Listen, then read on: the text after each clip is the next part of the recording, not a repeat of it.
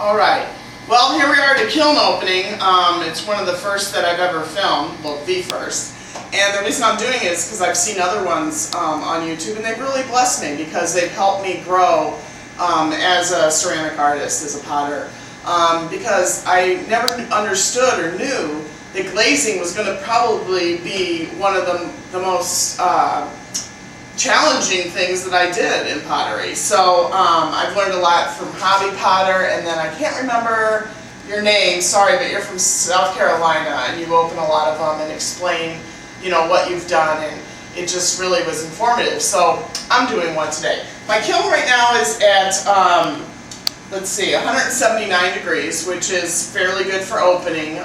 Sometimes I like to do it at 150 because with glazing you can get thermal shock. But I think we're pretty safe at this. So, also, I'm kind of nervous about opening this today because I took some risks with some glazes that I wasn't too sure about. So, this could either be, as they say, Halloween or Christmas. Or maybe I've had some that are some Halloween and some Christmas combined. So, let's see what we got. I have not opened this yet. So, well, here we go. Oh, okay, got some interesting stuff. I think we got some really nice stuff. I'm gonna get my gloves on. It's still a little bit warm. Okay. Oh, this came out nice. This is red gold from Coyote. And that came out good. I mean, it was all just, and oh, another thing, what I did is this is a cone 5 firing that I held for 8 minutes. And I did that because most of my glazes are cone 5 glazes, but the Coyote is cone 6. So I did cone 5 and I held for 8 minutes. And it seemed to have worked, at least on the top. So that came out kind of nice. Let's tell people what it is. What is that? Oh, this is just a little hors d'oeuvre plate. It's I'm kind of experimenting and making plates. I got a slab roller, so I'm experimenting with little hors d'oeuvre plates or salad plates. This is that came out okay, not great. This is let me think of the name of it. It's not. I'll have to go look up the name of it, but this is a Laguna, and I did not put enough, but I don't know, it kind of looks cool. But I didn't put enough coats on there for that. It's not Fern Mist, because that's a different company. It's Fern something. I'll look that up. And I did that on both of these. And yeah, I like how that came out. These were experiments that I did. And I like how they came out. It was just one coat. Go. Alright, this is one coat of Shino with gunmetal sponged on, and then I believe some white. I should have brought my notes. You know, you always think you're going to remember. So I did 2 of those. Those were just, you know. And then here's one of my fish. These are soap holders, spoon rests, candy dish, whatever someone would like to use for that. That came out real nice. I'm really happy with that. All right. This is a coffee cup that I experimented with. It's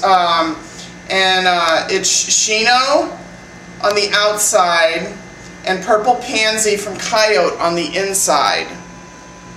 I really like how the Purple Pansy breaks. You almost get a little bit of a green sheen, very slight green, when it's over Shino, and I like that. So that turned out kind of cool. That's a neat little cup. Ooh, I really like how this came out. This is Shino, and then Crazed Copper with Stormy Blue right underneath it. And I bulb syringed it around, and then underneath them I put the Stormy Blue, and I really like how that came out. And then it has the Shino inside.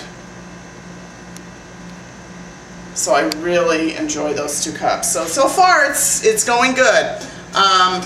I'm gonna make sure the temperature is good because, like I said, I just learned on Ceramics Daily on the forms that that if you have thermal shock, it may not show up for months. Your customer could be drinking out of their coffee cup and then it suddenly has a crack in it, and that's from thermal shock. So I'm starting to be really careful of when I take stuff out of my kiln. Okay, I'm going to take the shelf out. If you notice, the shelves are in pretty bad shape. This is a community studio that I work at, and I had some college students, and the shelves are in pretty bad shape when I got here. So in case you with your own kilns notice, yeah, sometimes you're not quite sure what you're going to get with the shelves. So I'm going to lift this up carefully. If I can get in here, I really kind of put this one over. And I got to very carefully lift up and see what's under. Oh, those came out nice. These are some fish plates that I did. Now this one, this is a dinner plate that I did. What's that? Tilt. There you go. It's a dinner plate. This is mostly done with Laguna glazes, except for ancient jasper I put in here for the black, because if you put ancient jasper, you have to coat super heavy. It's sort of like blue rutile, you know. So anyway, I like how this bass turned out. The next plate that I would do, it would have the fish over here and the tail coming in, so it's kind of, you can continuously set them up. I really like how that came out. This is a salad plate with a sunfish.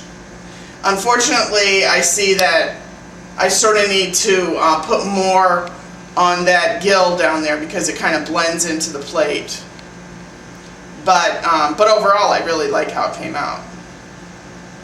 So those are that. So far, I really like how this glaze load's turning out. So I'm gonna let this cool down a little bit before I go down to one more layer, and then we'll come back. Okay, it's down to 154, which we should be fine now to take things out. So what I'm gonna do is I'm gonna take out the things that we've seen already, and then take them over to the studio to cool off all the way, and then I'll be back. All right. Okay, this is a fish bowl that I did with the sunfish in there, and it's cute. I like the way it came out. Yeah, oops, got some stuff on there I'm gonna have to grind. The back is, I call it a scrap bowl. I kind of just put scraps together and then put the fish on top. And so anyway, I think that turned out cute. Use the blue rutile in here. I thought maybe it'd be a little more blue, but it broke. But it's cool, it's good. And yeah, so I'm like having that came out. On the fish here, I have Snow White just with one layer on the bottom. The Snow White is from Laguna. The Vert Luste is not Amco? I think it's Amco. I could be wrong, but anyway. And then the Stormy Blue, which really breaks nice. It's one of my favorites from Laguna. And then Forest Green from Laguna is also on here. And so that's that bowl. I'll put that right over here. All right, and then these are stringer fish that I did, and these again are the, very similar. Those are the ones that I'm putting, these will be on stringers to hang up on the wall. Or you can hang it on the wall like that. I'm thinking maybe I could put a lure in there too, like it's been caught. All right, let me put this back down here and I'll show you this one. This is for my sister-in-law, and I wasn't sure how it was going to come out. I really like how it came out. I was really nervous about this one. It was a risk that I took, and I believe that it came out.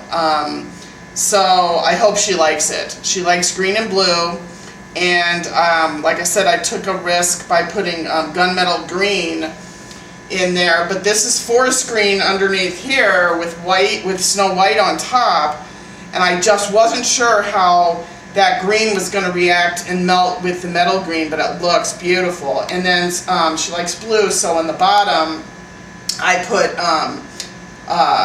my Stormy Blue from Laguna. So yeah, I hope she likes that. I like it. If she doesn't like it, I like it. I know that will, you know, this is definitely something I'm happy with. This is where your risks pay off. Can't tell if there's some pitting. There might be a little bit of pitting, but not enough to make any difference. Oh, over here, you can't really see it on camera, I'm sure, but I just love how the green goes into the blue. But those are my colors, green and blue. So I'm going to go take this stuff in and come back, and I really took a risk with the one that's on the bottom. So let's hope that turned out as good as this risk.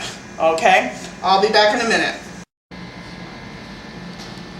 Okay. Oh, I remember the other person that I wanted to mention was Janice the Potter. I think that's her name. She's actually the one I first started watching the Kiln openings and really instructed me.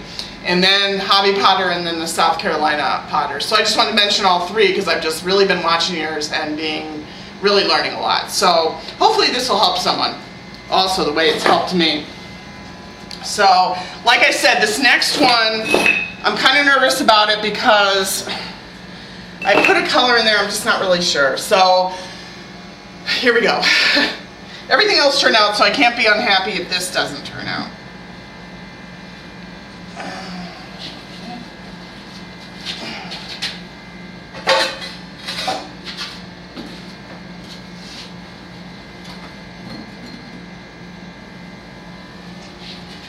Oh, I think it came out nice.